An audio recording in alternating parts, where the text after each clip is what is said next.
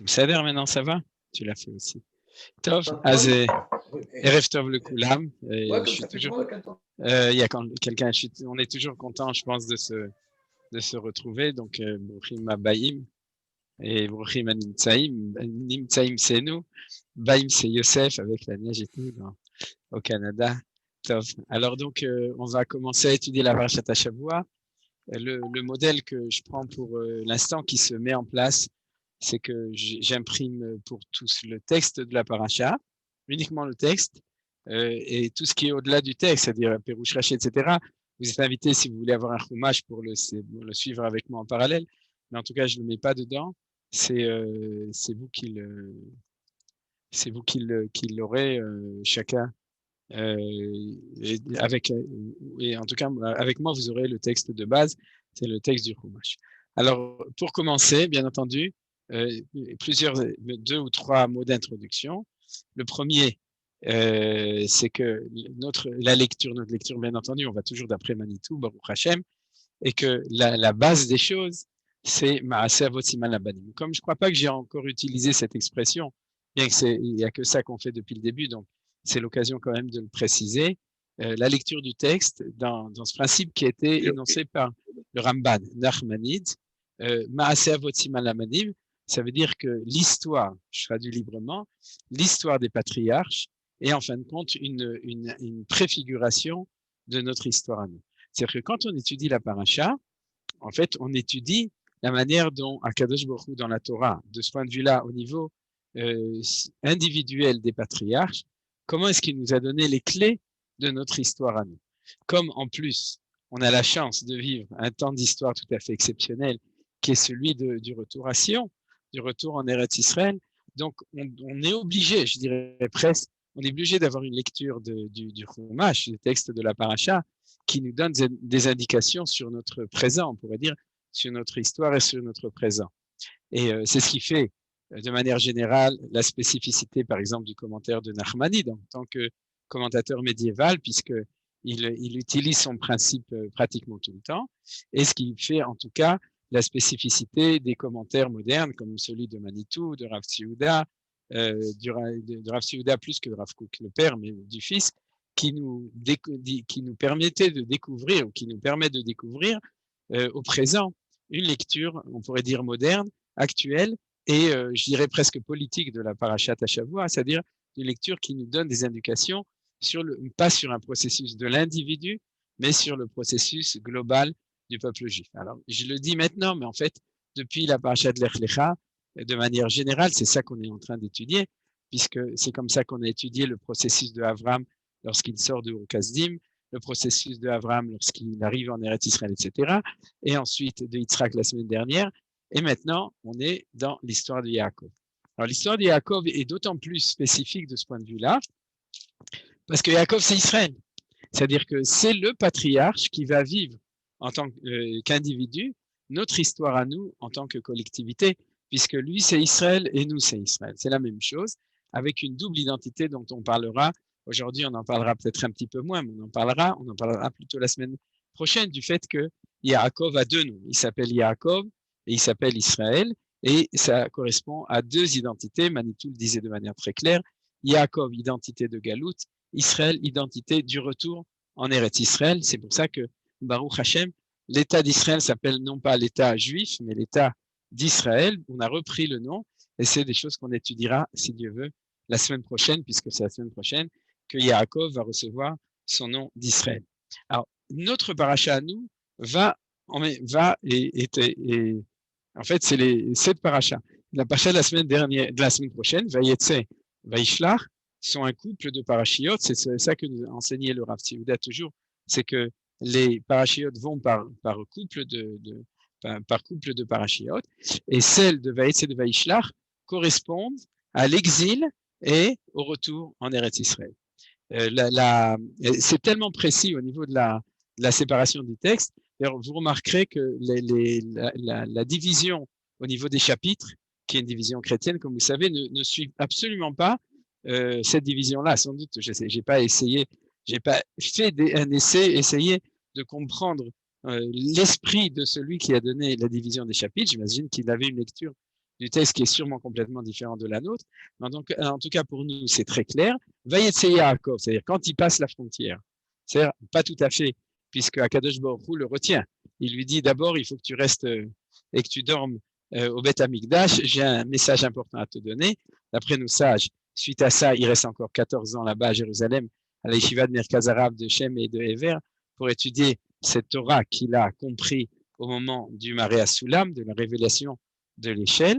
Aujourd'hui, on ne va pas tellement parler de ça, on ne va pas du tout parler, sauf si à la fin vous avez des questions, mais ces parachiotes sont tellement denses que je ne peux pas danser sur tous les Khatounotes, donc on est obligé de faire un choix. Et en tout cas, si vous regardez, le début de la paracha, on pourrait dire, c'est quand il passe la frontière pour aller à Haran, et la fin de la paracha, c'est quand il arrive à la frontière pour retourner en Eretz Israël. C'est-à-dire c'est très très précis. Notre paracha correspond à l'exil de Yaakov. C'est-à-dire c'est toute la paracha qui va nous décrire cet exil. Je vous ai donné une indication secondaire, a priori, mais sympathique, c'est que, et là, si vous voulez, puisqu'on commence déjà à rentrer dans le texte, je vais ouvrir le texte, voilà, vous l'avez sûrement avec moi. Moi, ce que je fais, c'est que je mets toujours un maximum de personnes quand je vous parle pour que je vous vois. C'est-à-dire vous, je ne sais pas ce que vous voyez, si vous voyez moi ou si vous voyez les gens, mais je préférerais au niveau Johan que tu mettes plus de gens et un peu moins moi pour que les gens aient le sentiment d'être ensemble. En tout cas, moi, je vous vois, j'en vois 15 zooms, ça fait 20-25 personnes parce que vous êtes souvent à deux. Donc, on est ici donc dans le texte de la paracha. Et regardez, un passouk qui est bien plus loin, qui à la fin, on va un petit peu se promener. Et dans la paracha, ici, j'ai mis en bleu, c'est plus facile à trouver.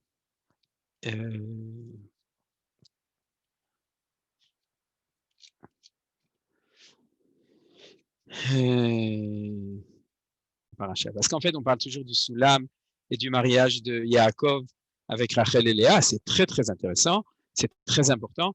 Mais justement, pour un petit peu diversifier les choses, j'ai décidé de parler cette année. On verra les années suivantes, on verra où on est. Mais en tout cas, de parler de la fin de la paracha, c'est-à-dire que du retour, du processus de retour. Presque la moitié de la paracha. Chamishi Shishvi, c'est-à-dire, ça fait en gros, parle du moment, à partir du moment où Yaakov décide de rentrer en Israël. Donc, c'est un processus extrêmement important au niveau de l'étude. Et justement, on y fait attention quand on est à la synagogue, on entend la Kriyat Torah. Mais quand on étudie en général, on parle toujours plutôt de la première partie de la paracha, bien que la Torah elle-même mette un poids énorme, puisqu'elle nous raconte avec des dizaines de psukim tout ce processus du retour. Et c'est ça qu'on va essentiellement étudier. Alors, regardez le verset ici qu'on a devant nous, le verset 41, je ne peux pas vous dire pour l'instant si c'est du chapitre 31 ou 32 sans doute, où Yaakov, parlant à Lavan, au moment il s'énerve. C'est-à-dire que quand Lavan le rejoint, puisqu'il s'est enfui, et qu'il fait une fouille en bonne et due forme dans toutes les affaires de Yaakov, alors Yaakov s'énerve et lui dit plusieurs phrases. Une des phrases, Zéli, et comme d'habitude, vous savez, je lis en ivrite et vous lisez en français, pour ceux qui ont besoin, Zéli Esrim Shana Bevetecha, Avaticha Arba Esre Shana Beshte Benotecha, Vesheshani Betzonecha. C'est-à-dire que nous connaissons le temps que ça a pris, 20 ans, où il était chez Lavan, donc c'est les 20 ans de l'exil de Yaakov, qui sont divisés en 14 ans pour Léa et Rachel, a posteriori du fait que tout d'abord il a travaillé 7 ans pour Léa, puisqu'il s'est fait avoir par Lavan, et ensuite encore 7 ans pour Rachel, et ensuite 6 ans dans lequel il a travaillé Betzonecha pour se faire un petit, une petite parnassa, un petit, comment on dit ça en bon français, j'ai oublié, un petit pécule, c'est-à-dire pour pouvoir faire son allié après ça. C'est-à-dire, d'accord, il a décidé, il a gagné un petit peu d'argent, ça a marché pas mal d'ailleurs, puisque c'est toute l'histoire avec les moutons, vous vous souvenez, et avec les chèvres, toute cette histoire que vous connaissez sûrement, bien entendu, et auquel il s'est enrichi. Alors regardez, c'est intéressant. Nous, on chante dans la Tikva Shnot Alpaim, les 2000 ans d'exil, et chez Yaakov, qui est le patriarche, c'est 20 ans. 20 ans pour 2000 ans, c'est-à-dire divisé par 100, on a la même chose. Et je voudrais aller plus loin pour dire qu'en fin de compte, aujourd'hui, dans le cours, on va étudier le fait que ces 14 ans, ça correspond environ depuis le temps de la destruction du temple, 70 jusqu'en l'an 1500, c'est-à-dire au moment du début de la Renaissance et de l'émancipation. Et ensuite, ces 6 ans de travail correspondent au niveau de notre histoire à nous, au temps depuis l'expulsion des Juifs d'Espagne, début de la Renaissance, début de l'émancipation aussi des Juifs, de manière générale. Et tout ça, ça correspond à ces 6 ans. Alors, c'est comme ça qu'on va étudier les choses, avec un parallèle beaucoup plus précis de tout ça. Voilà, c'est comme ça qu'on commence. Alors, tout d'abord, je vais aller encore plus loin dans le texte. On va lire un verset de la paracha de la semaine prochaine. Lorsque on est dans le chapitre, bon, c'est pas très important de savoir si, c'est le début de la paracha de la semaine prochaine. C'est pas très important quel chapitre, vous pouvez répondre facilement. Le deuxième passouk qui dit comme ça, Vayetzav otam lemor kotomrun ladoni le'isav, vamar avdecha Yaakov, im lavan garti, vaechar ad ata. Donc les mots qui sont soulignés sont les mots qui sont importants.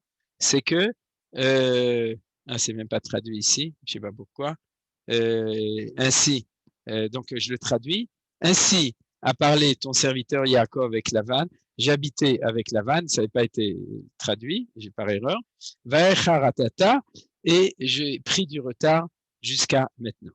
Et donc, Yaakov, quand il parle avec Ésaü, il parle avec le prêtre d'Ésaü, et il fait son mea culpa. C'est-à-dire, il lui parle en latin, et il lui dit, je suis désolé, mais j'ai pris du retard. Et c'est ça le titre, d'accord? C'est-à-dire que le retard, le retour, c'est-à-dire du fil à retard, c'est que, en fin de compte, il y a un retard. Et ce retard qui revient a posteriori un tort, c'est-à-dire, et c'est ça qu'il dit là.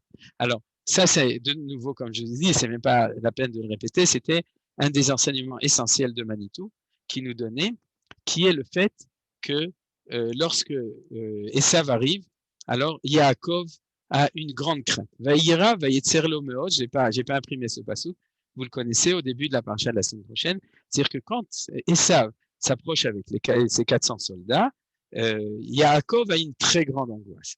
Et la Gemara demande pourquoi, c'est une Gemara dans Masechet Sanhedrin, Daf et Tzadik Ei, c'est-à-dire donc page 95, et qui dit Shema Yigrom Achet.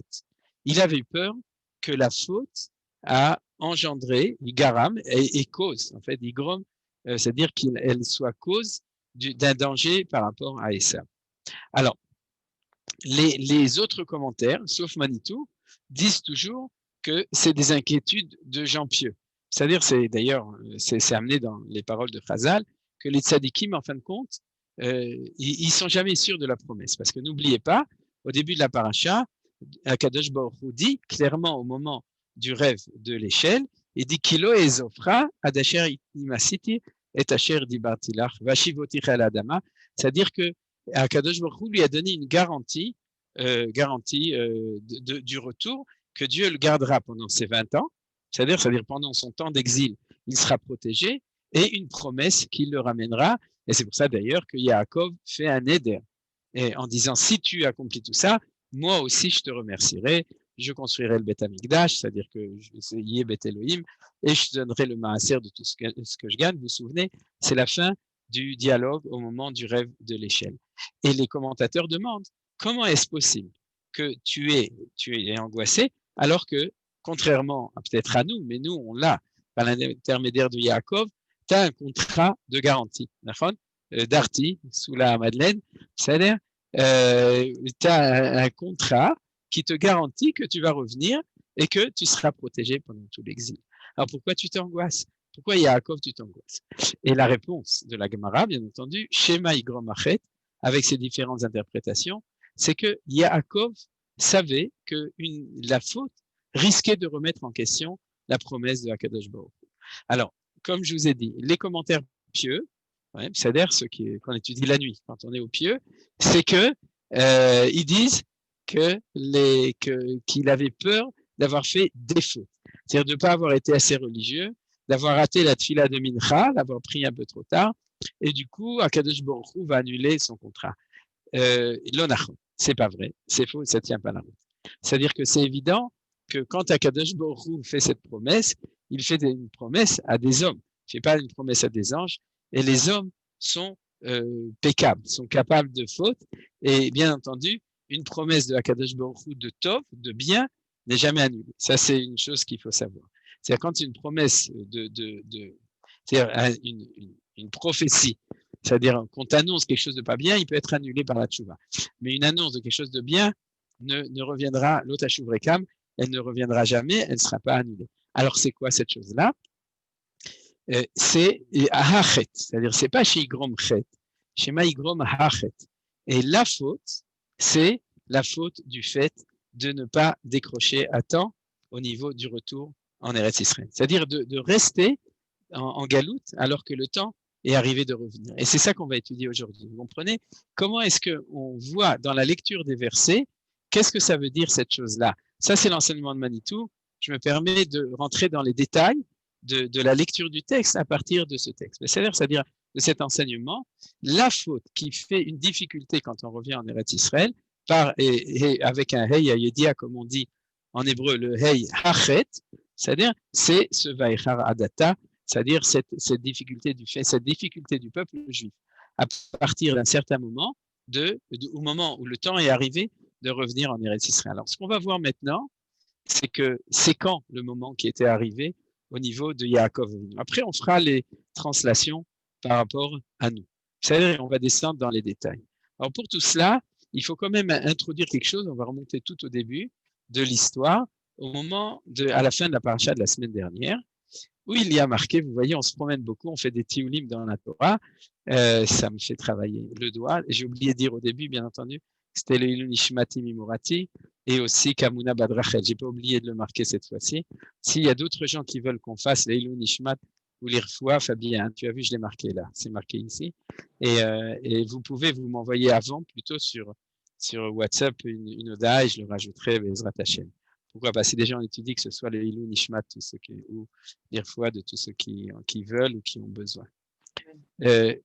Donc, voilà. On est à la fin de la paracha de la semaine dernière et regardez, ça c'est de nouveau, je vous le dis, mais sachez que de toute façon, la base de tout, c'est du Manitou. Ça, c'est du Manitou. Après, je rajoute des choses. C'est que Va'ata benishma bekoli, vekum berach lecha el lavanachi harana. C'est-à-dire que, en fait, Manitou nous dit que Rivka et Yitzhak, tous les deux, ont dit à Yaakov de partir. Mais chacun pour une motivation différente. Et la motivation différente s'appelle un nom géographique différent, parce que c'est très étonnant. C'est-à-dire que quand Rivka parle à Yaakov, elle lui dit d'aller à Haran. Et quand Yitzhak parle à Yaakov, il lui dit d'aller à Padan Aram. Intéressant. Alors, est-ce que c'est le même endroit ou est-ce que c'est pas le même endroit? Je ne rentre pas dans la question, parce que pour nous, ce qui est intéressant, c'est qu'en fin de compte, il traduit deux motivations différentes de la raison pour laquelle Yaakov va partir en exil. Pour Rivka, qui connaît l'intention de Esav, c'est-à-dire d'Esav de le tuer, puisque on dit que l'intention qu'avait Rivka avec Ruach HaKodesh, lorsque Esav a décidé de tuer Yaakov, elle a dit Ikrevu Yemé Evel Avi Ve'arga et Yaakov Chi, c'est-à-dire que dès que mon père va mourir, je vais éliminer mon frère. Et Rivka a entendu, donc elle lui dit qu'il doit partir parce qu'il doit s'enfuir du courroux de Esav et du danger, donc il doit s'enfuir. C'est-à-dire, et à ce moment-là, ça s'appelle premièrement Berach, c'est-à-dire enfuis-toi, et ensuite de partir à Haran. Donc, et elle lui dit en plus, c'est la motivation de la galoute, de l'exil, c'est le danger par rapport à Ésaü, et on va attendre quelques jours jusqu'à ce qu'il soit calmé. Bien entendu, Rivka n'est pas dupe, elle ne s'imagine pas que ça prend quelques jours. Yamim en hébreu, c'est des années. C'est-à-dire peut-être qu'elle lui dit ça pour que Yaakov n'ait pas peur de partir. Il dit, mon fils, vas-y, dans 2 semaines, je te rappelle. C'est-à-dire, je t'envoie un SMS, tu peux rentrer à la maison. Mais en fin de compte, on sait que Yamim, Tiegulato, Yamim, c'est quelques années, et en effet, ça a duré quelques années. C'est-à-dire, et donc ça, c'est la motivation maternelle. Ça aussi, c'est très important. C'est-à-dire que Rivka lui dit, ne t'inquiète pas, je vais t'envoyer un messager pour te dire de revenir à la maison. Tahzor Abaïta, reviens, moi je suis ici à Hebron, je t'attends et tu vas revenir à la maison de tes parents en Eretz Israël. C'est-à-dire, maintenant, où est-ce que c'est marqué ça? On va le voir, c'est intéressant. C'est-à-dire, nos sages sont allés chercher à quel moment et comment Rivka a envoyé un shaliach de la Sornout pour dire à Yaakov, oui, fais ton aliyah, c'est bon, à Naria, il y a un hôpital qui va te recevoir, tu es médecin, avec Shalom Vach, il n'y a aucun problème, tout va s'arranger. Alors ça, c'est ce qui a marqué ici. Je t'appellerai. C'est-à-dire, or, je ne sais pas si vous vous souvenez, mais dans toute la paracha, vous allez rechercher. C'est le genre de question que vous pouvez vous poser à vos petits enfants s'ils étudient la Torah. Mais en tout cas, où est-ce que c'est marqué que Rivka a appelé et a envoyé quelqu'un pour amener Yaakov? Veikra Yitzhak el Yaakov veyivarech oto et veyetzeve emerlo lo tikarisha ivnot Canaan. Ça c'est maintenant Yitzhak. J'ai sauté quelques psukim, mais c'est pas tout de suite à côté. Et à ce moment-là, ça c'est le début du chapitre selon la lecture justement des chrétiens. Donc il l'appelle et il lui dit aussi vas-y. Mais pourquoi? Parce que tu vas vekach lecha isha misham. C'est-à-dire que pour Yitzhak, aller là-bas, c'est pour aller fonder une famille, se marier et fonder une famille. Et du coup, ça s'appelle Padan Aram. Ce qui est intéressant, je voudrais rajouter un point, c'est que ça veut dire quoi Padan? Est-ce que quelqu'un sait? Ça veut dire quoi Padan? C'est marqué dans Rashi. Un jardin? Ma? Un jardin? J'ai pas entendu Alex, mais je crois pas. Un jardin? Non, c'est pas un jardin. Padan, c'est autre chose. C'est pas non plus. Quoi? C'est pas un panda, c'est pas non plus Padani, les montres, les bijoux, non? Bon, alors écoutez, je vais vous le dire, je vais vous traduire le secret. Padan, c'est un double, parce qu'il était à côté des deux fleuves. Mais c'est-à-dire que tu vas te prendre une femme dans un endroit qui s'appelle double. Ça veut dire pourquoi? Parce que tu vas prendre deux femmes. Vous comprenez? C'est-à-dire dans le mot lui-même, contrairement à, et de même que le mot haran, ça vient de quel mot? Chorona, nachon? Ça veut dire quoi? La colère. Vous savez, nachon? Charon, af, c'est la colère du nez. Quand vous mettez votre masque, c'est à cause du chorona. C'est-à-dire la colère. Vous l'avez déjà fait celle-là. C'est-à-dire donc, mais c'est vrai en plus. Charonaf, c'est ça. Donc, il y a ces deux choses-là. Veishlach, donc, Yitzhak et Yaakov et Padan Aram et Lavan ben Betuel Arami Achirivka, etc. Donc, Yitzhak, Yaakov par cela. Vaishma Yaakov et la vie Velimo. C'est-à-dire qu'il a écouté son père et sa mère. Vaïler Padan Aram. Donc, il allait à Padan Aram comme lui a dit son père, mais en fait, il est aussi allé à Haran, puisque vous voyez que le premier pasuk de la parasha, c'est Yaakov Beersheva, Vaïler Haran. C'est-à-dire, il va en même temps, à la fin de la semaine dernière, il va à Padan Aram et il va là, donc il écoute son père et sa mère. Donc, tout est OK. Alors, on va un petit peu approfondir tout cela. Et en effet, on voit que quand il arrive, il demande à Chaim et à Inatem, d'où est-ce que vous venez? Ça, c'est un autre enseignement de Manitou que vous retrouverez dans Kimitzion, quand l'histoire du puits et du couvercle du puits, mais c'est-à-dire Meharan Anachnu, c'est-à-dire sa première rencontre avec les bergers, c'est pas des bergers de Padan Aram, c'est des bergers de Haran. Alors je vais vous expliquer ça au niveau de l'histoire. Il y a deux motivations pour la galoute. Pourquoi Akadosh Baruch Hu veut que nous sortions en galoute? Alors il y a deux motivations. Une première motivation qui est tout à fait secrète, c'est le fait que le peuple juif est conçu en dehors du pays d'Israël et non pas en Israël. J'en avais parlé plusieurs fois dans la déclaration d'indépendance en Israël. Il est marqué, ici en Israël, le peuple juif est né. C'est faux. Le peuple juif est né en Égypte et le peuple de Jacob est né chez Lavan à Padan Aram. C'est-à-dire chez les Araméens. Le peuple juif né quand il rentre, en tout cas après sa naissance, il rentre en Eretz Israël. Mais la conception et la grossesse du peuple juif, oui, elle se fait en dehors d'Eretz Israël. Et c'est ce qu'on appelle dans le langage de Chachamim, dans la Maseret Sanhedrin, Sod Haïbour, le secret de la grossesse. Je ne sais pas si vous connaissez le Sod Haïbour, puisqu'il y a marqué qu'on n'a pas le droit de révéler ce secret aux nations.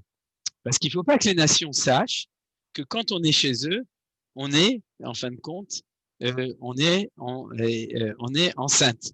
C'est-à-dire, et c'est eux, la matrice, Manitou disait toujours, c'est-à-dire c'est l'Égypte pour le peuple juif, c'est pour ça qu'il y a marqué, Yavo la Kachat le Goy, Mikerev Goy, que le peuple juif, c'est venir prendre un peuple des entrailles d'un autre peuple, et c'est exactement la même chose au niveau de Yaakov. Lorsqu'il est chez Lavan, il est dans les entrailles araméennes, et c'est là que le peuple juif va se constituer pratiquement complètement, puisqu'il n'y a que Binyamin qui va être le fils né en Eretz Israël, le Tsabar. Tous les autres enfants de Yaakov, c'est-à-dire 12, vont naître chez Lavan. Vous devez vous dire pourquoi 12, il n'y en a que 11. Non, puisque vous avez oublié Dina. C'est-à-dire qu'il y a 11 garçons et une fille qui naissent chez Lavan. Donc, il se marie avec toutes ces femmes là-bas, chez Lavan. Il a pratiquement tous ses enfants, tout ça pendant 14 ans. C'est-à-dire ces 14 ans, les traductions 1400 ans, c'est le temps où il y a la conception et mais en fin de compte, jusqu'à la naissance, le hibour, ce qu'on appelle hibour, c'est-à-dire la grossesse du peuple juif qui se trouve là-bas. Donc, première motivation, et c'est un secret. Pourquoi c'est un secret? Parce que c'est quelque chose d'absolument spécial, que nous sommes le seul peuple qui n'évoluons pas a priori sur notre terre, mais qui évoluons a priori dans une autre nation, dans le sein d'une autre nation. Ça, c'est la première chose, et ça, c'est la notion de Padan Aram. La deuxième motivation, c'est une motivation par rapport à l'extérieur. Celle-là, c'est par rapport à l'intérieur. C'est-à-dire que c'est la constitution du peuple juif en lui-même. Les femmes, les enfants, c'est en fin de compte la constitution de l'identité du peuple juif. Et là, de nouveau, il y aurait beaucoup à parler, bien entendu, sur le fait que le peuple juif, celui des enfants de Yaakov, doit venir de 2 femmes qui sont 4. Comme disait Manitou en rigolant, c'est la même chose que la première Mishnah de Shabbat, Yitziot à Shabbat, Shtain Shen Arba. Vous savez, c'est-à-dire les sorties de Shabbat, c'est 2 qui sont 4. Pourquoi? Parce que les jeunes, le vendredi soir, ils font Yitziot à Shabbat, ils sortent pour trouver un Khatan ou une Kala, et chez Yaakov Avinu, il a réussi à en trouver 2 qui faisaient 4, puisqu'il y avait Rachel et Léa, qui sont sortis en fin de compte avec Bila et Zilpa, qui étaient 4. Donc, c'est pas une blague, il faut laisser les enfants sortir le vendredi soir pour faire Yetziot Shabbat, Shtain, Shen Arba. C'est-à-dire, aujourd'hui, on appelle ça le Black Friday. C'est le vendredi soir. Et donc, on continue avec, ça dépend bien entendu, si vous êtes à Bnei Brak, c'est le Black Friday. Chez les autres, c'est d'autres couleurs. Mais en tout cas, c'est la première notion, la constitution de l'identité du peuple juif. La deuxième, comme je disais maintenant, la deuxième, c'est la relation vis-à-vis de l'extérieur. C'est qu'on est en situation d'antisémitisme historique quand on est en exil, parce que cette constitution du peuple juif en tant que peuple qui va amener la Géoula dans le monde s'oppose aux identités extérieures qui veulent eux aussi dire pourquoi ça passe par toi et pourquoi ça ne passe pas par nous. Et c'est le problème essentiel avec le Ésaü, d'accord? C'est-à-dire que quand on va parler de l'antisémitisme, bien entendu, historiquement, il y a aussi l'antisémitisme d'Ishmaël. Il s'avère qu'il y a même eu un antisémitisme chinois, etc. Je ne sais pas s'il y en a eu partout, mais en tout cas, historiquement, l'antisémitisme essentiel, c'est Ishmaël et Esav. Et dans notre paracha, il s'enfuit à Haran. Donc, il y a la colère, et je dirais qu'en fin de compte, il faut faire attention, c'est pas la colère de Lavan, c'est la colère de Esav. Mais Esav, souvent, il habite chez Lavan, ce qu'on appelle le Baït à Lavan. C'est-à-dire que, en fin de compte, la Maison Blanche. Donc, on peut avoir, il y a une correspondance entre les deux, mais dans notre lecture des choses, en fin de compte, c'est le problème de la colère d'Ésaü qui fait que Rivka lui dit, t'es obligé de t'enfuir. C'est-à-dire, on s'enfuit de la colère, mais en fin de compte, elle nous poursuit, elle nous a poursuivi pendant 2000 ans, et c'est ça qui se passe ici. Alors, maintenant, nous allons continuer. Donc, on est parti du principe que tout ça, c'est l'histoire d'abord de ces 14 ans, puisque ces 14 ans, c'est Padan Aram. C'est-à-dire, vous êtes d'accord avec moi, puisque c'est la concession de la famille, on va le passer en vitesse, allègrement, et on va arriver à la fin de ça. Donc, quand on arrive à la fin, il y a plein de choses. Voilà, on est arrivé au verset 25. Je ne sais pas exactement de quel pérec, mais vous le retrouverez. Ça doit être le chapitre 30. Oui, c'est le verset 25 du chapitre 30. J'aimerais comme ça. Vaï kasher yalda Rachel et Yosef, vayomer Yaakov et Lavan, shalcheni ve'elcha el mekomi ve'el artsi. C'est-à-dire que quand Yosef est né, à ce moment-là, le moment est arrivé de rentrer. Yaakov le sait et il dit à Lavan, s'il te plaît, renvoie-moi pour que je puisse rentrer en Eretz Israël. C'est-à-dire que Yaakov est tout à fait déterminé au bout de 14 ans de rentrer puisqu'il sait que c'est le temps. Donc, je vais vous expliquer ce qu'on a vu maintenant. À partir de maintenant, si on reste encore, c'est ce qu'on appelle le chet, vaecharadata, du retard. C'est-à-dire que pendant ces 14 ans, c'était les yamim achadim, c'était les quelques jours dont avait parlé Rivka, dans lequel il fallait rester là-bas pour construire la famille. Et c'est la famille, bien entendu, a posteriori de la volonté de Akadosh Baruch Hu, c'était Rachel, c'était Léa, et c'était aussi Bila, et c'était aussi Zilpa, puisque tous ces enfants font partie des 12 tribus d'Israël. Donc, il n'y a pas pour nous une histoire où c'est la vanne qui nous a roulé, etc., où c'était parce que les mères étaient stériles, donc il n'y avait pas le choix et tout. Tout ça, contrairement par exemple aux enfants d'Agar, qui vont être éliminés a posteriori de l'identité d'Israël, tous ces enfants-là, de ces 4 matriarches, de ces 4 mères, font partie du peuple juif. Donc, les circonstances, ça s'étudie aussi, on n'en parle pas aujourd'hui, les circonstances qui font sont des circonstances tout à fait exceptionnelles, tout à fait spéciales, qu'il faut expliquer, mais en fin de compte, c'est ça qu'il fallait faire, c'est ça que Akadosh Baruch Hu voulait, et quand Yosef naît, qui est le 11e fils et le 12e enfant de Yaakov, j'allais dire en Égypte, mais chez Lavan, chez les Araméens, à ce moment-là, Yaakov sait qu'il peut et qu'il doit revenir. Pourquoi? Alors, nos sages nous le disent. Ils nous disent que quoi? Ils nous disent que Yosef, c'est Sitno chez Esav. Vous regarderez dans Rashi, sur ce verset-là, où il dit que Yosef, c'est le fer de lance qui est capable de se battre contre Esav. La raison, on l'a expliqué la semaine dernière, on l'expliquera la semaine prochaine, c'est que Yosef et Esav ont le même projet. C'est-à-dire que vous vous souvenez, on avait expliqué que Yosef s'appelle Yosef Hatzadik, et parce qu'il est en parallèle avec Esav Aracha, puisque Yosef Mechayev et Arishaim, c'est-à-dire il remet en question ce que dit Esav d'une impossibilité d'être l'homme de la matière qui soit un tzaddik. Donc, lorsque Yosef est né, Yosef peut permettre à Yaakov de se confronter avec Esav. Et Vaya bet Yaakov les Esh, ou bet Yosef les Hava, Vaya Esav le Kash. Ça, c'est le verset d'Ovadia que nous cite Rashi pour dire que quand Yosef est né, traduction de Manitou de tout ça, c'est qu'au bout de ces 14 ans-là, on a résolu les 2 problèmes. Puisqu'on a résolu le problème de Padan Aram, puisque tout le monde est né, sauf Binyamin, mais Binyamin, il doit sans doute naître en Eretz Israël, donc personne ne l'attend pour l'instant. Et donc, au niveau de la motivation paternelle de Yitzhak, c'est bon, on peut revenir. Et au niveau de la motivation maternelle, c'est-à-dire je vais t'appeler, tu vas attendre que la colère est finie, eh bien, on ne sait pas si la colère est finie, mais c'est pas grave. Yosef est né, on peut revenir. Vous avez compris, c'est-à-dire que il y a dans le peuple juif la possibilité de rentrer à la maison pour les 2 raisons. Et c'est ça que nous disent nos sages quand Rashi amène cet élément. Et donc, Yaakov dit à Lavan, Tzna et Nashav et Yaladai, Asher vati utrabaen, ve'elecha. Oui, c'est-à-dire, on s'en va, donne-moi mes enfants et mes femmes. Pourquoi est-ce qu'il a besoin de les donner? Est-ce qu'on a besoin de demander au beau-père de donner les enfants et les femmes? En général, après 14 ans de mariage, on ne demande pas aux beaux-parents si jamais les enfants et les femmes, ils habitent chez nous. Mais seulement chez Lavan, c'est beaucoup plus compliqué. La preuve, c'est que ultérieurement, il va le dire clairement à Yaakov, Abanot Benotai,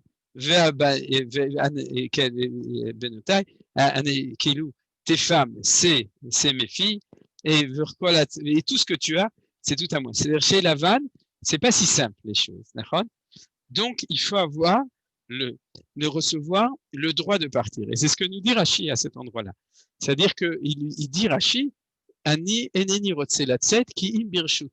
Je ne veux sortir de chez toi qu'avec ta permission. Manitou insistait très lourdement sur ça, c'est qu'on n'est pas capable de partir de chez les Goïm si on ne reçoit pas leur bénédiction et leur autorisation. Et tant qu'on ne l'a pas reçu, on n'arrive pas à partir. Alors regardez le Orach Chaim Akadosh sur cette chose-là, pas sur ce passouk, sur le premier passouk du chapitre 31, on va tout de suite le voir, et il fait une analyse très pertinente. Et il le dit, c'est-à-dire qu'il dit que même après 20 ans, c'est-à-dire même après les 6 ans suivants, où déjà il est resté trop longtemps et où on va voir que le temps s'accélère et qu'il y a pression pour revenir, Yaakov ne voulait pas partir parce qu'il voulait avoir la permission de Lavan de pouvoir partir. Il fallait que Lavan lui dise, tu peux partir mon fils, il n'y a pas de problème, tu n'es pas obligé de rester chez moi. Alors ça, c'est la première chose, c'est la difficulté du peuple juif. Maintenant, on va parler du fait, de la capacité de rentrer à la maison. La première chose, il faut qu'on reçoive la bracha du Vatican, de l'ONU, de Esav, etc., de tout le monde, pour pouvoir rentrer chez nous à la maison. C'est ce qui a marqué ici. Et il lui dit, laisse-moi partir. Donc, on s'imagine, pour ceux qui n'ont pas étudié la suite des psukim, que Lavan va lui dire, mais c'est très bien mon fils, je te donne mes filles, je te donne tes enfants, leurs enfants, et je te donne, et puis, leitraot, be'atzlacha, tu rentres à la maison chez tes parents, c'est normal, tu as fini ton contrat, tout va bien. Alors, surprise, qu'est-ce qui se passe? Alors, cette surprise, vous la connaissez, mais il faut quand même la lire. ויאמר אליו לבן, אם נא מצאתי חן בעיניך, ניחשתי ויברכני אדוני בגללך. C'est-à-dire que tout d'un coup, le jour où le temps arrive, à ce moment-là, les goïms qui nous oppressaient et qui nous disaient, t'es ici, t'es enfermé, tu peux pas revenir parce que t'as ce que tu as à faire, tu es dans le ghetto. Il dit, eh bien, tout d'un coup, je me rends compte que la prospérité des contrées dans lesquelles on était, eh bien, c'est grâce à toi. Jusqu'à là, on disait, les Juifs ont le nez crochu, c'est des grapsous, donc on les met dans des ghettos, ils n'ont pas le droit de travailler, etc. Et puis le jour où le temps est arrivé, on leur dit on va rentrer à la maison, ils se disent, regarde, une seconde, qu'est-ce qui va se passer si les Juifs nous quittent? Peut-être que s'ils nous quittent, on va perdre la bracha, c'est eux qui nous ont amené la baraka, qui nous ont amené la bracha. C'est ce que nous dit Lavan, c'est-à-dire on change de stratégie, disent les goïms, ne pars pas, parce que si tu veux, tu vas rester chez nous, on va faire l'émancipation, on va ouvrir nos universités, on va te permettre de t'intégrer, parce qu'en fin de compte, on sait très bien que tu nous amènes la bracha. J'appelle ça la sortie du ghetto. Vous avez compris? C'est-à-dire qu'au bout de ces 14 ans, on a le processus secondaire qui est celui de la sortie du ghetto. Et là, en fin de compte, il arrive une diatribe qui est très grave au niveau de Yaakov. C'est-à-dire, il reconnaît que la bracha. Je vous amène un tout petit midrash intéressant qui est marqué dans le Targum Yonatan au moment du mariage de Rachel et quand il a donné Léa. Il a demandé aux habitants de l'endroit de coopérer avec lui et c'est ce qu'il lui dit, Loya Asekel Bimkomenu. Ça ne se fait pas chez nous de faire comme ça. C'est-à-dire, il a utilisé le soutien de toute sa communauté. Et pourquoi il leur a dit, regardez, depuis qu'Yaakov est arrivé, il y a la prospérité chez nous. Alors, si vous ne voulez pas qu'il parte, il faut que je le roule et qu'on essaie de le tenir encore 7 ans de plus. Vous avez compris? C'est-à-dire que les goïms, ils savent très bien la bracha qu'on amène et que s'il a roulé Yaakov, c'est pour le retenir encore 7 ans. Au bout de 14 ans, là, il n'a plus d'argument, il n'a plus une troisième femme à lui vendre, une cinquième, et il n'a plus d'enfants, il n'a plus de filles, il en avait 4, il les a toutes données. Alors, il lui dit autre chose, viens, on va faire du business ensemble, tu vas voir, ça va très bien marcher. Vayomer nakvas racha alay vetena. Il n'y a pas de problème. Rentre dans mon business, on va être associés, dis-moi juste le prix, aucune importance, tout va très bien se passer. Vous vous souvenez comment ça s'est très bien passé? Ce que dit Yaakov, Vatignov et Maskurti Aseret Monim, c'est-à-dire qu'en fin de compte, c'était pas exactement comme ça avec Lavan à Arami. Mais en tout cas, il lui dit ça comme ça et Yaakov tombe dans le panneau. Il lui répond, Vayomer elav ataedat et asher avatir et asher amiknecha iti, ki me'at asher elecha lefanav yisraot larov ve'yivarech Adonai otcha leragli. Donc Yaakov confirme qu'il est la source de la bracha chez Lavan. Et maintenant, pendant 6 ans, je vais faire pour ma maison. Alors là, je voudrais dire que c'est un point qui est extrêmement grave. C'est quoi? C'est le fait qu'il dit Gam Anochi le Beti. C'est-à-dire que je vais construire ma maison. Mais ça veut dire quoi? C'est qu'il construit sa maison chez Lavan. Vous comprenez? C'est pas une blague, bien qu'on croit que c'est Lavan, mais c'est pas une blague. C'est-à-dire, c'est Matai et c'est Anochi le Beti. Et Manitou, dans sa vision très claire des choses, c'est qu'à ce moment-là, le temps de revenir était venu. Au moment de l'expulsion des Juifs d'Espagne, tous les Gdolé Israël, le Hari Akadosh, le Rabbi Chaim Vital Akadosh, etc., tout cela, ont révélé, le temps du retour est arrivé.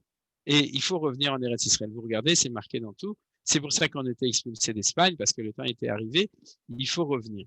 Et les Juifs, eh bien, ils ont préféré, au lieu de construire notre maison, on s'est occupé pour notre maison. Au lieu de dire ma taille evne et beti, quand est-ce que je vais finir par construire ma maison? C'est-à-dire ma maison, c'est en Eretz Israël d'ailleurs. Beth Elohim, vous vous souvenez, sa maison, c'est la maison de Dieu, c'est à Jérusalem. Il dit maintenant, je vais m'occuper de ma maison ici. C'est-à-dire que il y a deux options qui se présentent devant le peuple juif. L'option nationalisme juif en Eretz Israël qui va avec l'identité hébraïque de Torah, ou la séparation entre la synagogue et l'État. Je suis français ou allemand de nationalité, c'est Betty, donc je construis ma maison ici, et je suis juif de religion, c'est-à-dire je suis juif de religion. Alors c'est un petit peu ce qu'il dit ici, Gam Anochi le Betty. Donc ensuite il y a toute l'histoire, on accélère un petit peu parce que le temps avance, il y a toute l'histoire, vous vous souvenez, comment est-ce qu'il a réussi de manière extraordinaire, on lit juste le dernier passage,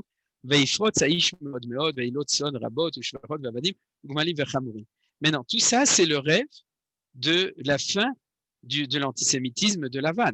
C'est-à-dire, c'est le rêve, c'est fini, c'est plus Lavan qui le dirige et qui le tient par le bout du nez. Tu es indépendant, tu t'occupes de ton propre développement économique, etc. Et donc, le rêve que grâce à cela, il n'y aura plus d'antisémitisme. Mais en fin de compte, il s'avère que l'antisémitisme, le pire, c'est celui de l'Occident laïque. C'est-à-dire, il est peut-être pire que celui de l'Occident chrétien jusqu'à la période des Yemé Abenaïm, du Moyen-Âge. Donc, croyez que quand on était sorti de ça, c'était fini, parce que vous comprenez pourquoi. Tant qu'on était dans les ghettos, c'est vrai qu'il y avait un antisémitisme, on pourrait dire religieux, c'est-à-dire un antisémitisme au niveau spirituel, au niveau théologique, etc. Mais d'une certaine manière, chacun était de son côté. Par contre, le jour où on rentre en concurrence dans le domaine des goïms, quand on est chez eux, je ne parle pas du fait qu'on a une start-up nation en Eretz Israël, qui, en principe, c'est quelque chose de tout à fait différent. Mais quand on est chez eux, sur leur domaine, et qui nous ouvrent les trucs, leur économie et qui nous permettent, ce rêve-là, qui était le rêve éphémère du peuple juif, on l'a connu, c'était celui souvent de nos grands-parents, nos arrière-grands-parents, et c'était aussi le rêve, souvent sincère, des goïms de ce point de vue-là, on va les intégrer, vous vous souvenez de Clermont-Tonnerre, etc., on va les intégrer dans la nation, et tout va bien se passer, mais en fait, le Clermont, il est un peu parti, le Tonnerre, il est resté, et à ce moment-là, c'est ce qui arrive. Vaishma divrei bnei Lavan lemor lakach Yaakov et kol asher lavinu, asher lavinu aset kol hakavodazé. Protocole des Juifs de Sion. Vous voyez? C'est-à-dire, c'est marqué clairement. Sachez que les 6 ans d'économie et de Parnassa qui sont en retard, qui sont en plus, premier processus très grave, c'est qu'en fin de compte, il y a cet antisémitisme qui naît. Les Rothschild, les Juifs nous ont tout pris. Vous voyez, c'est marqué clairement ici. Donc, on n'a pas besoin d'étudier l'histoire moderne, il suffit d'étudier la Parashat Shavua et on voit tout ce qui est marqué. Yaakov et Pnei Lavan venenenu kitmol shinsham. Et ensuite, il se remarque que son beau-père, c'est la même chose, il n'a pas le même regard. C'est-à-dire qu'il y a les enfants, c'est le peuple, des enfants de Lavan, qui eux disent, voilà, les Juifs, ils sont là et ils nous prennent tout. Et puis Lavan lui-même, qui est le père, qui est le beau-père, lui-même, il faut se rendre compte que Pnei Lavan ne sont pas la même chose. Mais en fin de compte, pour que Yaakov décroche, il faut, comme dit le Ohr HaChaim HaKadosh, il faut plein de choses. Alors, première chose, c'est se rendre compte que c'est grave. La situation est grave. Pnei Lavan, il est plus souriant.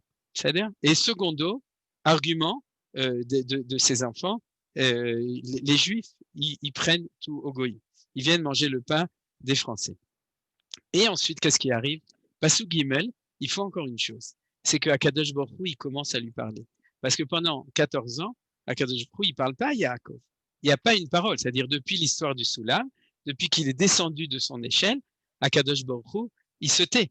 Il n'y a pas de parole de Dieu du tout, vous vérifierez. C'est-à-dire, c'est normal, c'est Esther Panim, c'est la galoute. Mais à un moment, il faut bien qu'Akadosh Baruch Hu, il lui dise, rentre à la maison. Et il le lui dit. Il dit, tu peux partir parce que tu vois l'antisémitisme. Mais apparemment, tu ne le comprends pas, nous dit le Ohr HaChaim HaKadosh, parce que profondément, je veux recevoir la permission de Lavan de repartir. C'est ça l'explication du Ohr HaChaim HaKadosh. Et vous vous souvenez qu'en fin de compte, il va devoir s'enfuir. C'est-à-dire qu'il ne va pas la recevoir. Il l'aurait reçu 6 ans avant, il l'avait reçu 6 ans avant, En gros, il aurait pu le recevoir, mais à ce moment-là, c'est trop tard. Il va devoir s'enfuir. Mais Akadosh Baruch Hu lui dit, arrête d'attendre. Et il lui dit, Vayomer Hashem liYakov, shuv eleretz avotecha umoladetecha veyeh imach. Maintenant, ce qu'il y a de très intéressant, c'est que ce verset, on ne sait pas exactement quand est-ce qu'il a été dit. Mais je vous affirme qu'il n'a pas été dit la 20e année et je vais vous le prouver. C'est-à-dire, en fin de compte, il était dit déjà bien avant. C'est-à-dire que je supposerais même qu'il a été dit au bout de 14 ans. C'est-à-dire que quand Yosef est né, Akadosh Baruch Hu lui donne, et vous allez voir pourquoi, c'est parce qu'en fin de compte, il y a une deuxième prophétie. Regardez, je dis les choses un petit peu plus rapidement, mais vous allez voir les choses. Ça, c'est le passage Gimel. Ensuite, on continue. Veishlach Yaakov, veikra le Rachel ou Léa Sadeh el Tsono. C'est-à-dire, dans le processus du retour en Israël, il y a antisémitisme, parole de Dieu qui nous dit Tarzor Abaïta, reviens à la maison, et il faut avoir l'accord du peuple juif. C'est-à-dire, c'est le congrès de Basel. Alors, le congrès de Basel, c'est de sortir dans les champs, c'est-à-dire, là, le champ, vous vous souvenez, c'est là où on va devenir sioniste, puisque le champ, c'est l'endroit de la construction matérielle des choses, Assadé, El Tsono, il y a les deux ensemble, et à ce moment-là, il appelle Rachel et Léa. Or, regardez Rachi, Rachel avant Léa, alors que Léa est plus âgée. Et Rachi dit tout de suite là-dessus, sache que la femme essentielle, c'est Rachel. Alpisot, selon la Kabbalah, Rachel, c'est le sionisme. Vous savez, Léa, c'est la religion, et Rachel, c'est le sionisme. Quand est-ce qu'apparaît la présence de Rachel devant Léa? À deux endroits, dans Megillat Ruth, Iten Hashem et Aisha belvetecha ke Rachel ou ke Léa, et ici à cet endroit-là. Cet endroit-là, c'est critique. Si on veut rentrer à la maison, il faut mettre Rachel devant, il faut mettre celle qui garantit le retour à Sion. Vous vous souvenez de la prophétie de Jérémie, Ken, Kol Barama Nishma, Nei Bechitam Ruchim, Rachel Mevakal Banea. Rachel, c'est la garante du retour en Eretz Israël et de la construction du pays. C'est la mère du Mashiach ben Yosef. Donc, elle est ici. Donc, trois éléments, antisémitisme, parole de Dieu, et accord du peuple juif, le congrès de Bâle, avec Rachel en premier. Les pas religieux d'abord, les religieux derrière, c'est Léa, c'est-à-dire Assadeh et Tson. Donc, il doit les convaincre, parce qu'il n'est pas sûr. Il croit qu'elles vont lui dire, tu ne peux pas rentrer. Ils vont lui dire, non, etc. Mais en fin de compte, elles vont lui répondre, il n'y a pas de problème, on est prêt à partir. C'est-à-dire qu'ils croyaient que c'était compliqué. Maintenant, c'est pas si compliqué que ça. Le peuple juif de base, il y en a qui sont prêts. Et il leur raconte, qu'est-ce qui s'est passé? Il leur raconte, regardez tout ce que j'ai fait. Lorsque j'étais en train de m'occuper, de développer mon business chez Lavan pendant 6 ans, j'ai vu un rêve.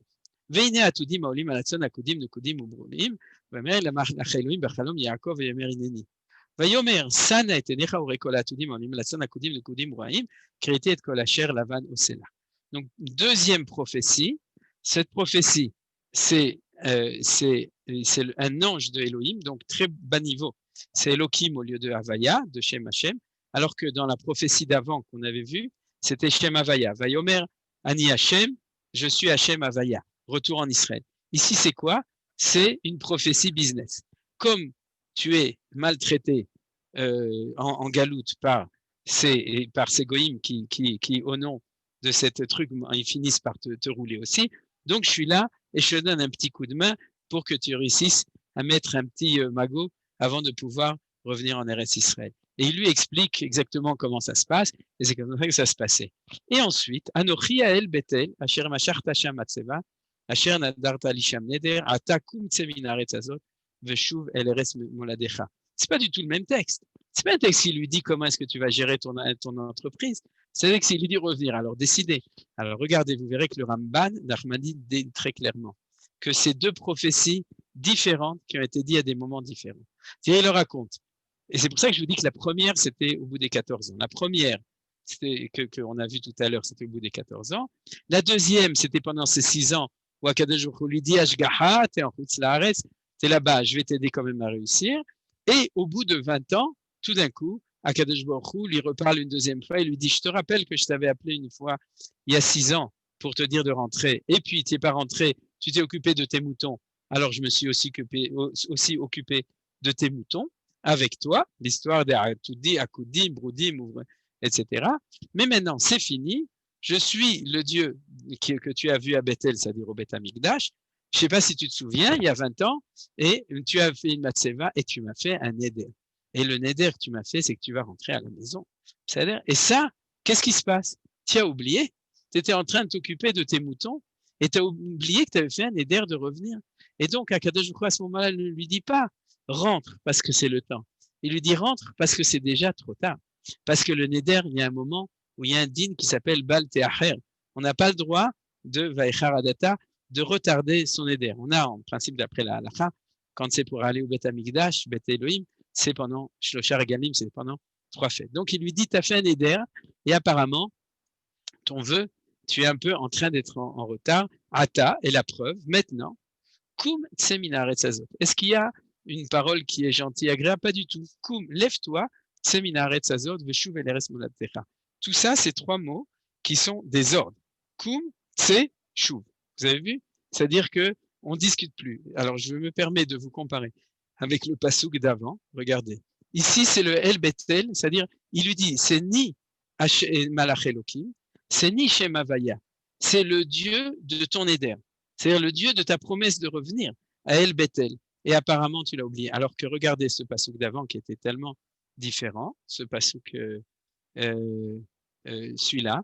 Vayomer Adonai El Yaakov, Chesed. Hachem, c'est tout Shem Havaya, c'est le nom du Chesed. Shuv el eretz savotecha ou moladetecha. Il n'y a pas Kum Tse, d'accord? Et Veshuv. C'est s'il te plaît, reviens à la maison. C'est-à-dire, el eretz savotecha ou le moladetecha. De tes pères et de ton endroit de naissance. Il y a 2 motivations et plus que ça, veillez Imar. Le Shem Eyé, c'est le nom de la Géoula. Vous vous souvenez? C'est celui par lequel Akadosh Baruch Hu se présente à Moshe au moment où il lui dit ce n'est qu'un au revoir, parce qu'il faut que tu t'en ailles d'Égypte. C'est le Sné, c'est le buisson ardent. Et il lui dit comment tu t'appelles au moment de la Géoula? Il lui dit Eyé Acherié. C'est-à-dire c'est le nom de Dieu, c'est un des 10 noms ineffables, qui est celui du temps où est arrivé le temps de la Géoula. Et il lui dit Veillez Imar, qui sera avec toi? C'est ce nom-là qui sera avec toi, parce que le temps de Géoula est arrivé. C'est-à-dire, il lui dit vas-y, tout va bien, tout est Alpi à Anaga à Elokit. Alors, je voudrais rajouter un point important là-dessus. Si vous comparez les 2 psukim, je vois que le temps avance. Anochi el betel, asher macharta leshanata, avtakum seminaret, veshuv el eretz moladetecha. Il manque el eretz savotecha. Vous avez vu? Ici, il y a moladetecha. Donc, tu reviens dans ta patrie, d'où tu es parti, c'est-à-dire, mais il n'y a plus avotecha. Et je voudrais supposer que c'est un des drames dans cette histoire-là, c'est que, je ne sais pas si vous vous souvenez, mais Rivka lui a dit, tu resteras quelques jours et je t'appellerai et tu vas revenir, et sous-entendu, et on va pouvoir se revoir après. Or, le drame, c'est que Avotecha, dans le sens ton père et ta mère, je le rajoute, c'est un drache, c'est-à-dire, en fin de compte, quand il arrive, c'était trop tard, et Rivka était déjà morte à ce moment-là, c'est-à-dire qu'il est revenu trop tard, et ce qu'il a perdu. S'il était revenu 6 ans avant, il aurait rencontré sa mère de nouveau, c'est-à-dire, et là, vous vous souvenez, il y a un passouk qui dit ici, à la fin, dans la paracha de la semaine prochaine, qui nous dit, je cherche le verset, c'est ici. Vatamot vora menek et rivka, vatikaver mitachat le betel, el tachat alon, vaikra shemo alon bachut.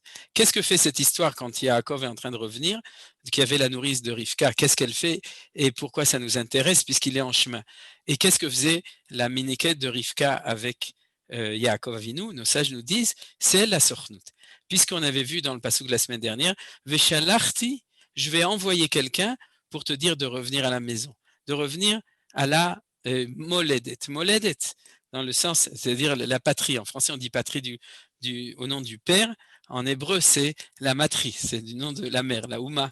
C'est-à-dire il envoie, c'est l'agence juive qui lui envoie.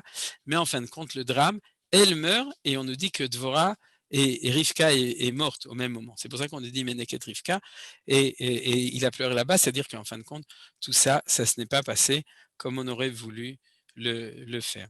Alors, je vais terminer tout ça parce que je vois que le temps est terminé et que malheureusement, il y aurait encore beaucoup de choses à dire sur tout ça. Alors, peut-être qu'on va quand même prendre un tout petit peu de temps pour voir cette chose. Je vais terminer cet enseignement pour nous dire comme ça.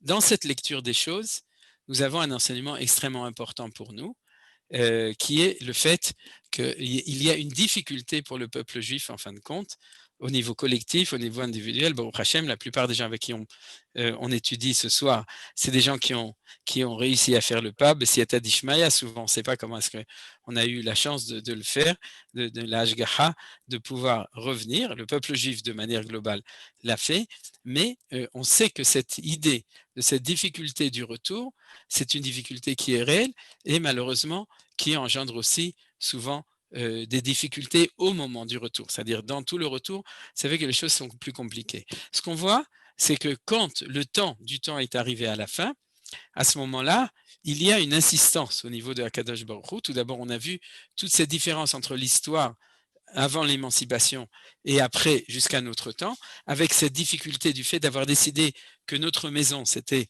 chez les autres et non pas chez nous quand ils nous ont ouvert cette possibilité.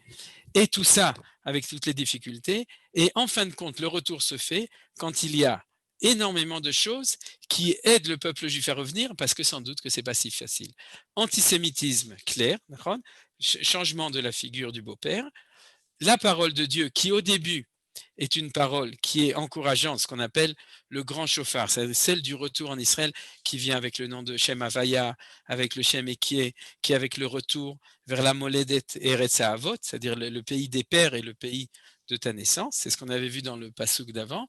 Et en fin de compte, s'il n'y a pas tout ça, il y a aussi une parole qui est beaucoup plus forte et beaucoup plus difficile de Hakadosh Baruch Hu, qui est Kum Tsemina Haaretz Hazot, parce que le temps est arrivé. Il faut aussi l'accord de tous les juifs et il faut aussi l'agence juive. Et l'agence juive, c'est Meneket Rivka, c'est le fait que Rivka, Veshalachti, je vais t'envoyer pour que tu reviennes à la maison. Vous comprenez toutes les choses qu'il faut pour qu'on puisse, en fin de compte, même si le temps est peut-être justement parce que le temps est, on est un petit peu en retard, on est beaucoup en retard, et donc il y a une plus grande difficulté de partir. Et en fin de compte, un des prix qui sont à payer, c'est cette difficulté a priori, de devoir faire les choses avec l'opposition des nations. C'est-à-dire, en fin de compte, si en 1948, on a eu, en 1947, le 29 novembre, et Kaftet ben November, ouais, le 29 novembre, il y a eu l'accord des nations, mais ce n'est pas quelque chose qui s'est fait gratuitement. Il y a la Shoah qui est passée entre-temps, il y a énormément de choses, il y a des pogroms, il y a énormément de difficultés et de prix qui ont été payés, mais parce que, même jusqu'à aujourd'hui, cette question de l'accord des nations, c'est une question qui est en train d'avancer de manière très claire et très flagrante, mais c'est un des problèmes essentiels, c'est le fait que quand on sort, on est obligé de sortir en catastrophe, et à ce moment-là, on est obligé de voler le cœur des nations en disant qu'on revient de cette manière. Alors je vais terminer les choses puisqu'il est déjà 20h02 avec une dernière idée. Il y en a encore d'autres, mais ce serait jusqu'à la fin de la paracha avec toutes les histoires qui sont là. Comme je vous ai dit, à partir du moment où Yosef est né, on a toute l'histoire de cette difficulté du retour, où souvenez-vous que Lavan était prêt à tuer tout le monde. Il le dit clairement dans les psukim, il le dit là, il dit Yesh lael yadi la'asot imachem ra, ve'elohe avichem emesh amar el lemor yishameh lecha midaber im Yaakov mitov hara. Le début du pasuk, c'est ce qu'on dit dans la Haggadah, Bikesh Yaakov la'akor et akol, Bikesh Lavan, c'est que Lavan voulait et pouvait faire un génocide complet, et il le dit clairement. Yesh leel yadilel, c'est j'ai le pouvoir dans ma main, la sot imachemra, de faire tout le mal, et si Akadosh Baruch Hu lui-même n'était pas intervenu pour m'empêcher, à ce moment-là, j'étais capable de faire ce que j'aurais voulu faire. C'est-à-dire, et tout ça, ça fait partie des difficultés qui sont là. Alors, je voudrais juste terminer avec ça, c'est que Vatiknov Rachel et Atrafim Asher Lavia, Veignov Yaakov et Lev Lavan, Albli Igidlo Kiboreachu. Vous avez remarqué que c'est le même mot. Il y a deux gnevot, d'accord? Il y a Rachel qui vole les trafim, les pénates, je ne sais pas ce que c'est les pénates en français, mais c'est des statues. C'est les statues des croyances de Lavan. Pour ceux qui veulent savoir exactement ce que c'est, regardez dans les Midrashim, c'est pas beau à voir, c'est quelque chose d'absolument terrible. C'est-à-dire, il tuait des gens, il les mettait dans du sel et il les utilisait pour faire des statues. Regardez exactement, je vous évite les descriptions exactes des choses, mais en tout cas, c'est très taref, les trafim. Et en tout cas, Rachel les vole et Yaakov vole le cœur de Lavan à Arami sans lui dire qu'il s'enfuit. Et je voudrais dire que c'est les deux formes du retour en Eretz Israël en catastrophe. Parce qu'il y avait la première qui était celle de la première parole de Hakadosh Baruch Hu au bout des 14 ans, et il y en a qui sont revenus. Il y en a qui sont revenus, et puis qui sont revenus à ce moment-là, il y a 500 ans. Mais en tout cas, ici, il y a deux. Rachel, ça correspond, comme on avait dit, à Mashiach ben Yosef, c'est le peuple juif qui est au niveau du sionisme, et seulement, il revient en Israël, parce que le temps est revenu de revenir, mais il prend avec lui toutes les valeurs des pays où il vient, même s'ils sont complètement tarifs. Il amène les statuts, les idéaux, le communisme, ouais, tout ce que vous voulez, c'est-à-dire avec lui, et c'est ce que nos sages nous disent, c'est que quand Rachel prie pour le retour en Israël, Akadosh Baruch Hu lui dit, mais comment tu peux penser que je vais être d'accord alors que tes enfants, c'est tous des idolâtres. Ça veut dire qu'ils amènent toutes les idoles avec eux. Made in States, made in London, made in partout. On amène avec nous tout ça, et ça, c'est la Géoula de Rachel. C'est le fait qu'elle ait volé les traphim. Et malgré tout, Akadosh Baruch Hu accepte le retour. Et c'est pas pour ça qu'il y a un chet qui empêche. Ce chet-là n'empêche pas, puisque nous savons que la grandeur de Rachel, c'est d'avoir donné la place aussi à Léa. Comme elle a donné les simanim, elle a permis aussi à Léa d'être là. Alors Hachem donne la possibilité à tous les Juifs, quels qu'ils soient, de revenir en Eretz Israël. C'est le midrash connu sur Rachel Mevaka Albanea. Et donc ça, c'est la première Gneva. Ça ne nous appartient pas. C'est les idées des non-juifs. Mais quand on vient en Israël, il y en a qui prennent aux non-juifs toutes leurs idées et qui reviennent avec, et puis c'est dur à s'en débarrasser. Et puis il y a le deuxième, c'est le juif religieux. Et lui, de quoi il a peur? Il a peur de se mettre mal avec les goïms. Il est encore galoutique, c'est le Yaakov, c'est le juif de Galout. Alors lui, il s'enfuit la tête basse sans dire qu'il s'enfuit. Vous comprenez? Il y a deux gnevot. C'est les deux identités. Celui qui a la tête haute, mais qui vient avec les valeurs de tous les pays d'où il est sorti. C'est Rachel qui prend les traphim de son père avec. Et c'est celui qui a la tête basse et qui revient quand même en Israël en s'enfuyant, sans dire d'où il s'enfuit. Mais je vais terminer Betov, Baruch Hashem, tout ça, ça s'arrange. Et à la fin de la paracha, on voit que ici, à la fin, d'abord, il fait son accord avec Lavan, tout ça, Baïta Lavan, vous vous souvenez, comme je vous ai dit, et à la fin, Vaïakov alach ledarko, vaïvgeu bo malaché Elohim, vaïomer Yaakov kasher ha'am machan Elohim ze, veikra Hashem hakom ha'u machanaim. Et nous dit Rashi, qui sont ces deux camps de Malachim? Les anges de Chutz Laaretz, qui étaient descendus au moment du Soulam et qui l'avaient accompagné pendant 2000 ans, et qui maintenant sont là, et les anges de Eretz Israël, puisqu'on est à la frontière, qui étaient montés du Soulam, puisqu'il y avait d'abord les anges qui montaient et après les anges qui descendaient. Les anges qui faisaient Ya'aleh, c'est les anges d'Eretz Israël, et c'est les anges qui faisaient Veyavo, c'est les anges de Chutlaretz qui l'ont accompagné. Et ici, ils ne remontent pas. C'est-à-dire qu'il y a deux camps, parce que tout l'acquis de ces 2000 ans de conception, de gestation des 2000 ans sont un acquis qu'on a avec nous avec toutes les difficultés. Et les anges d'Eretz Israël, ceux qui sont Kachol Lavan, qui viennent l'accueillir. Et à ce moment-là, Yaakov Avinu, quand il passe la frontière, c'est pas fini. On verra la suite des, comment on appelle ça, la suite des péripéties et des aventures de Yaakov et de ses femmes, la suite la semaine prochaine. Mais en tout cas, il y a quand même ce épien que c'est deux camps de Malachim qui correspondent à toute cette identité et tout ce travail qui sont là pour l'attendre et pour l'accueillir. Shabbat Shalom pour ceux qui vont, voilà, Toda Rabba que tu as enlevé. Alors si vous avez des questions, j'ai parlé un tout petit peu trop longtemps. Si vous n'êtes pas pressé, que vous avez des questions, vous êtes invité ou des remarques. Sa mère a oublié de le rappeler. Quelqu'un, Yoel Ami, a demandé non, puisque sa mère a envoyé Dvora la Ménika, c'est ce que j'ai montré, et regardez Rachid là-bas, et la Ménika de Rachel, de Rivka, c'était justement le fait qu'elle avait envoyé pour lui dire de revenir. C'est possible qu'elle avait déjà renvoyé, puisqu'elle était avec Yaakov 6 ans avant déjà, c'est-à-dire en 1500. Ok, encore des questions? Rav, merci beaucoup. Est-ce qu'il y a une analogie avec les difficultés de la sortie d'Égypte des Hébreux? Il a fallu que ça se fasse dans la précipitation et seulement une partie est sortie. Oui, bien sûr qu'il y a une analogie, mais on l'étudie justement quand on étudie Shemot. C'est-à-dire quand on étudie tout ça, bien entendu, il y a une certaine analogie. Mais l'analogie est évidente. Je me suis dit peut-être qu'il y a aussi une analogie avec ce qu'on avait étudié à propos d'Avraham Avinu. Mais il y a quand même certains enseignements qui sont spécifiques chaque fois. C'est-à-dire que quand on va étudier au moment de la sortie d'Égypte, on verra d'autres dimensions d'enseignement. Tout d'abord, parce que là-bas, on est dans une réalité d'une nation, alors que là, on est au niveau des individus.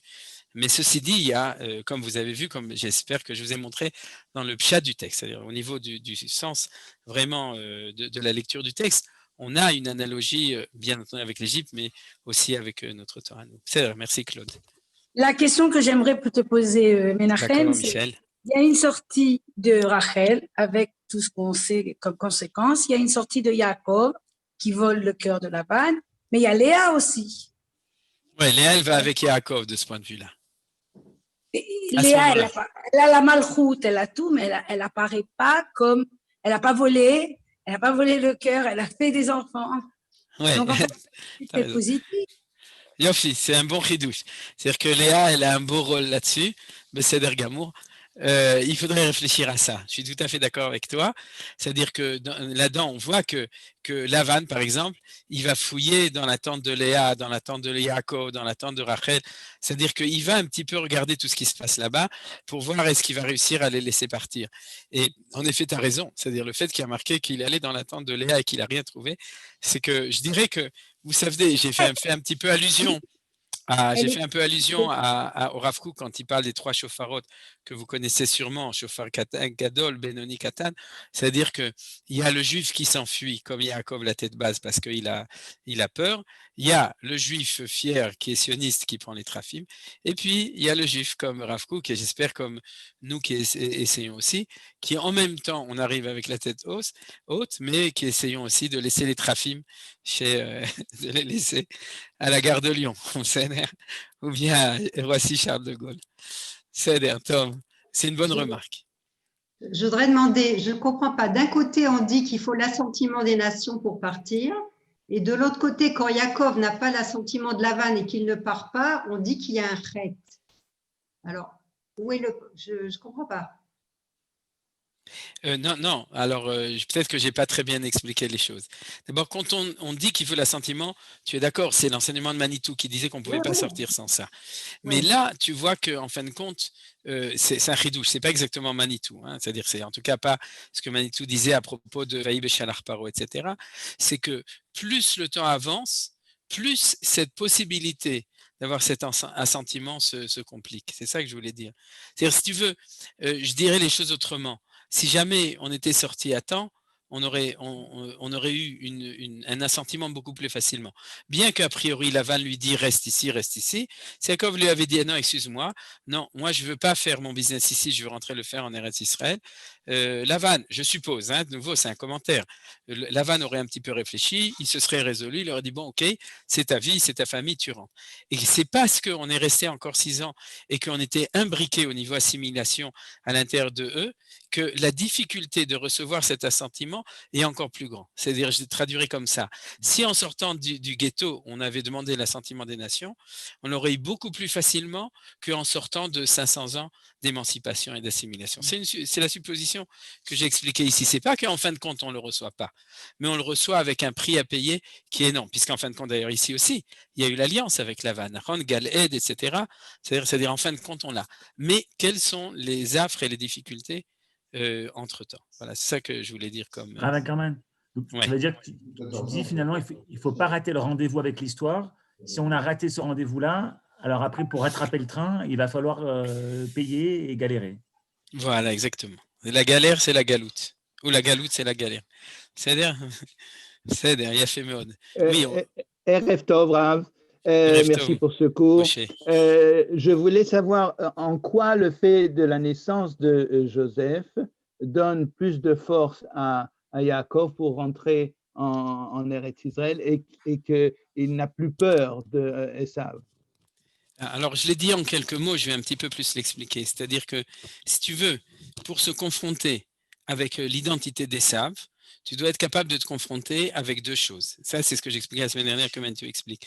J'en ai parlé un tout petit peu la semaine dernière, c'est qu'en fin de compte, l'histoire d'Ésaü, c'est l'homme de la matière qui prend en charge la spiritualité. C'est les mots de Manitou que vous retrouverez dans Kimitzion et dans tous les cours, et de Manitou lui-même, et que Israël, c'est-à-dire Yaakov prenant les 2 brachot, c'est l'homme de la spiritualité qui prend en charge aussi le défi matériel.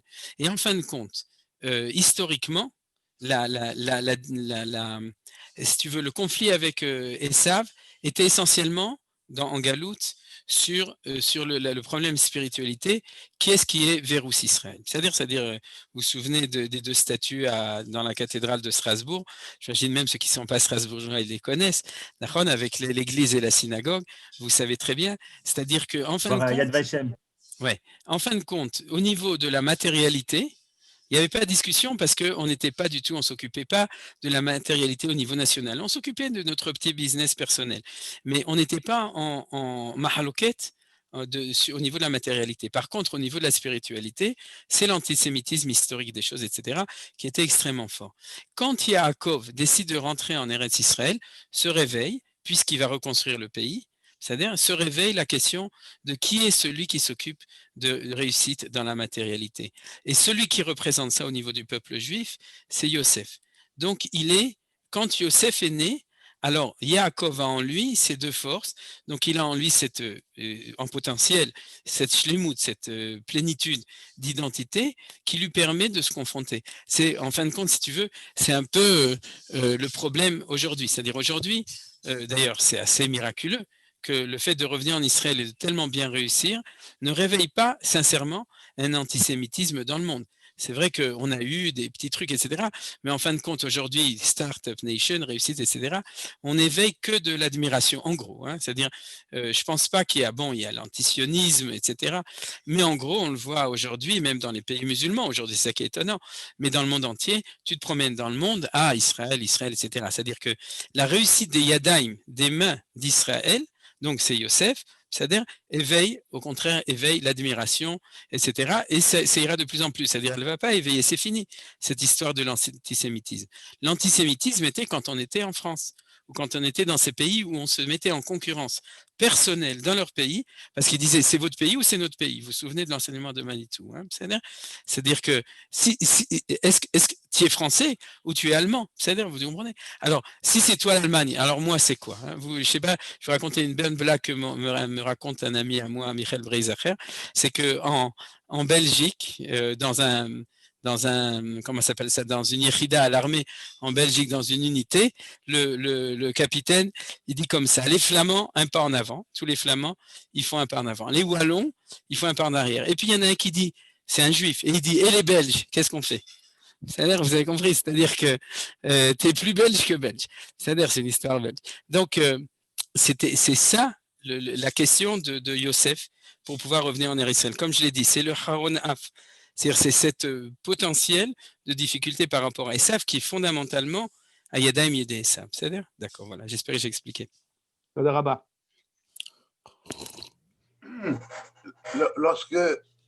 Bonjour et merci beaucoup.